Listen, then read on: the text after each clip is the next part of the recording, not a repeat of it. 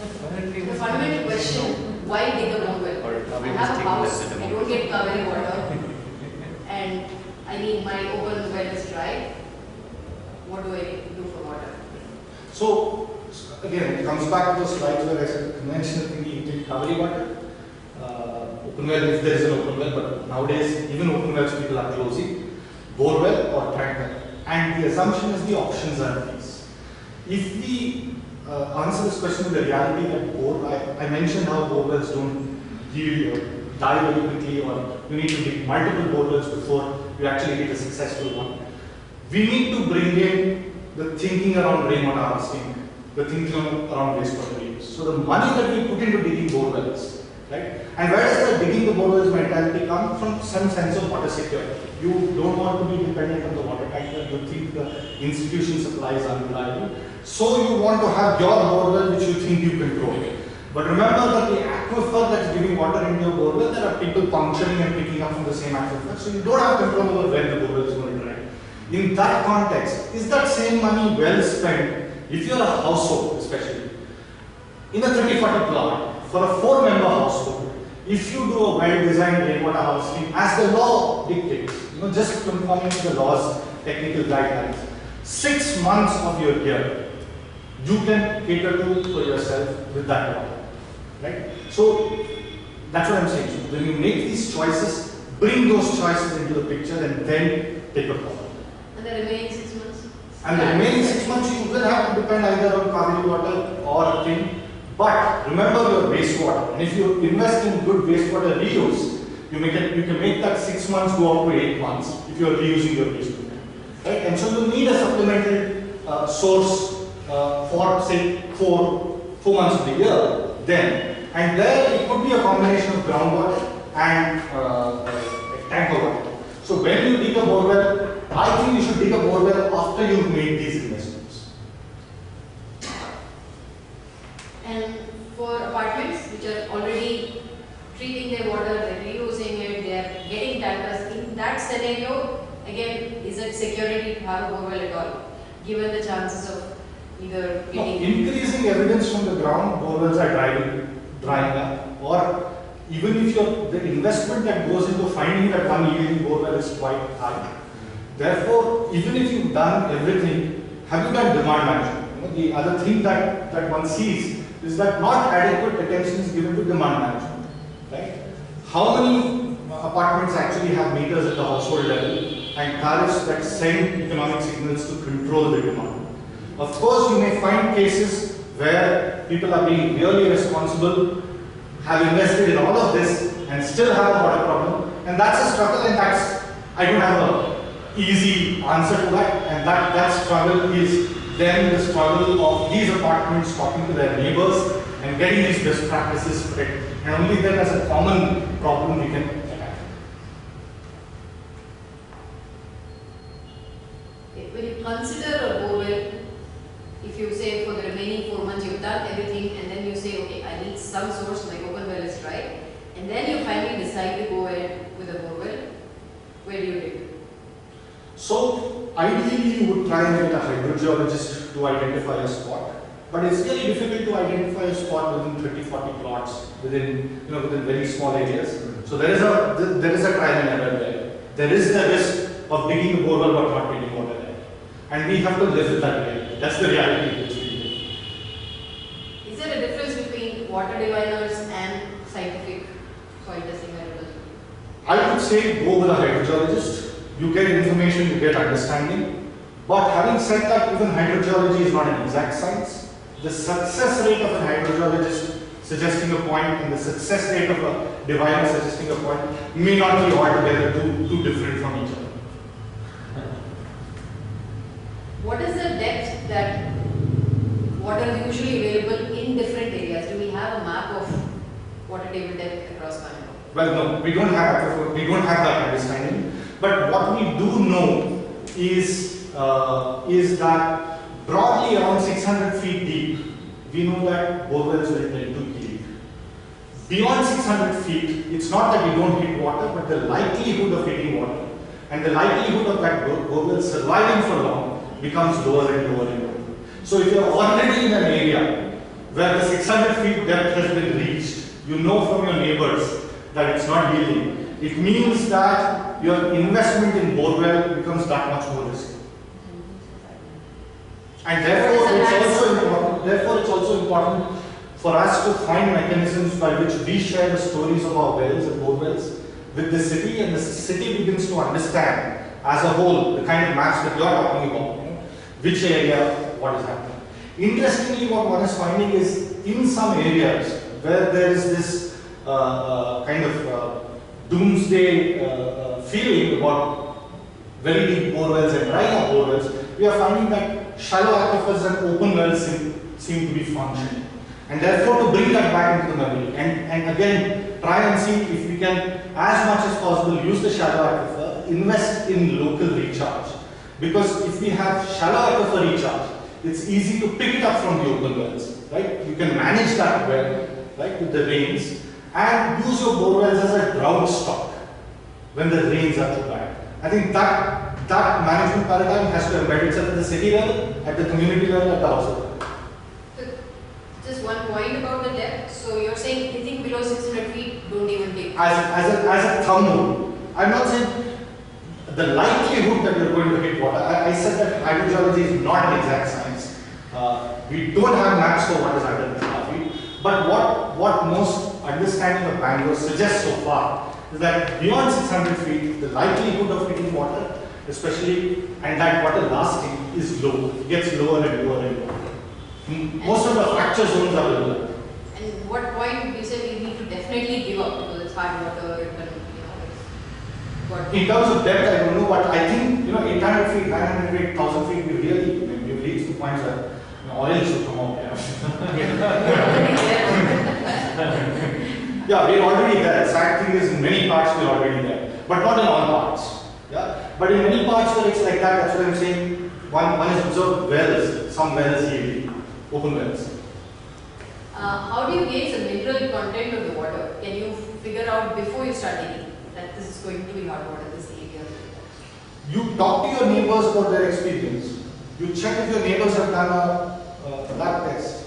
So these conversations between people are also missing. You learn from each other. Yeah.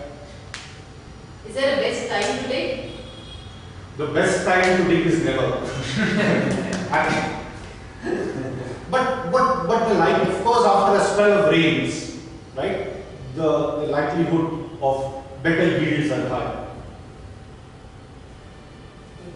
You talk about recharging, and what about this treated water? Because most apartments have this excess treated water. What do they do with it? How do they do it to recharge? Sure. So the conversations, these are conversations that we are actually having also with the institutions of governance in the city. Can we treat it responsibly enough that we can do shallow aquifer recharge, one case, right? And second, can be responsibly left into lakes, which will also do shallow aquifer recharge. And can then the ecosystem do the rest of the treatment and we pick it up as good quality water from groundwater? This is the broad conversation that is happening with all the institutions of the city. People are struggling. There are specific cases where that there has been permission to let the water into the lakes.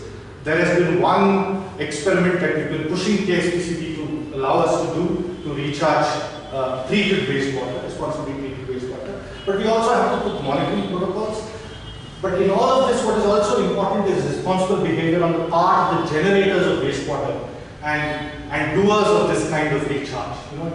The fear from the institutions is that this can lend itself to abuse very quickly. That's the big fear and paranoia that's projected.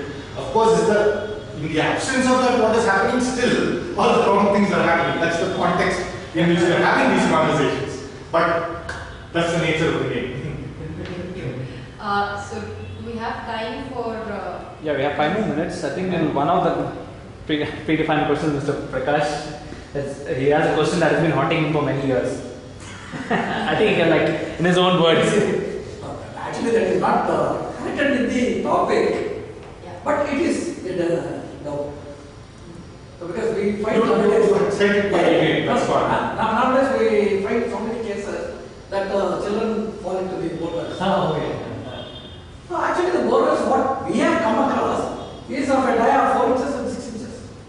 example, in Bangalore and real estate is high.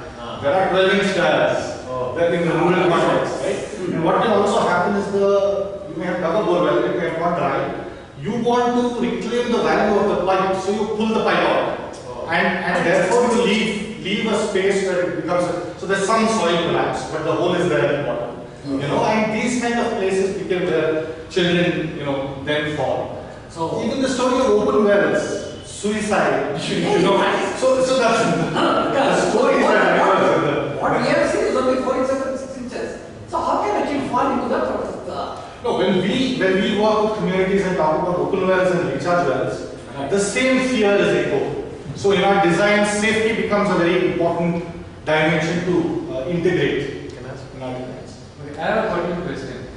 You were talking about how rivers recharge throughout the year from what do you call it? Water that's in the soil. So groundwater oozing out. No, I actually have been thinking about it a lot. Like the monsoons happen once a year, at most twice a year. The rest of the year, the Kaveri was flowing perennially. I've always wondered where did the water come from. We don't have the Himalayas, right? And the connection is very well established between trees disappearing and the water drying up. Of course, overuse And pumping. and pumping also. But this is a very clear thing. Trees in Coorg and Wayanad, all those places going, forest degradation, and the water flow is actually dipping. For the first time in its history, it's dry this year. So I've been thinking about it in another context also. Indian Institute of Science, 2 hectares, they built this native forest. The water table came up by 500 feet or so, more than that, right? That's referring to Ramachandra's paper. Yeah. That's immense rise.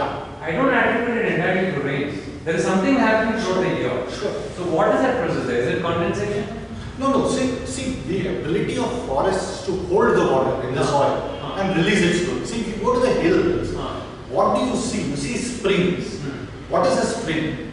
When your aquifers are full, there are certain points where the pressure of the aquifers pushes the water up. Correct. And the rate at which that is done is much slower than the rate at which the rain falls in those. So what the trees, etc. do, the forests do is your ability to hold that water, soak it into the ground, and then that coming out slowly over time.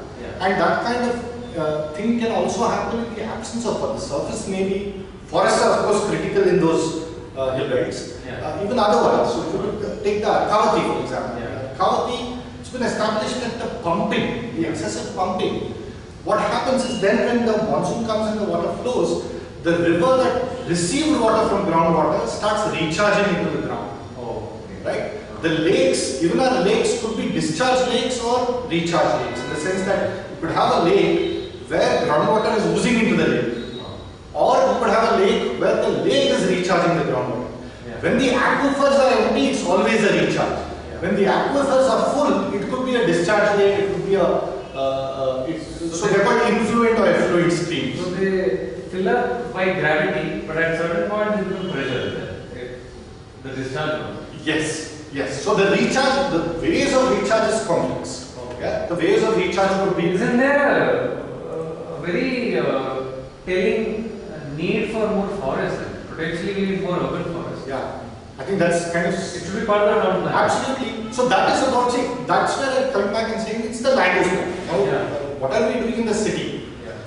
One is to have the kind of zones, forest green lung spaces, and the case for lung spaces and greenery in the city is multiple, not only from a water perspective, from an air perspective, but from different kinds of perspectives. Most of those are not regenerated.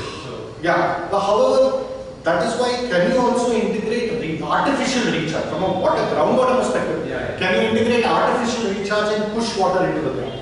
That's the recharge well, that's the recharge goal. My question is later, I don't know if it's right or not, but I strongly feel in a forest space there is more at play. I think the air around us condensates every night. Earth zones in the ground, it's 4 meters automatic recharge. So I think wherever there is forest, every day there is liters of water going to the One is not suggesting that an artificial recharge structure can mimic the ecology of the forest. However, as we build our city, right, from a water perspective, if I look at it, from a very anthropogenic perspective, if you want to manage your groundwater, you're at least you're at least being able to calculate. What I'm saying is, authorities like you should be telling people, every hectare of planning has 1 hectare of forest in a city. Yeah, I mean, one is, we are telling you. We don't know who we are telling. Those are the challenges, right? But when we say we, I mean it's a much broader group. Where in popular thinking do we even think that forests need to be in a city? That's what I meant. So the ones we have now we destroy. Yeah, so you would think about that even from a wastewater management perspective, right? I mean, all the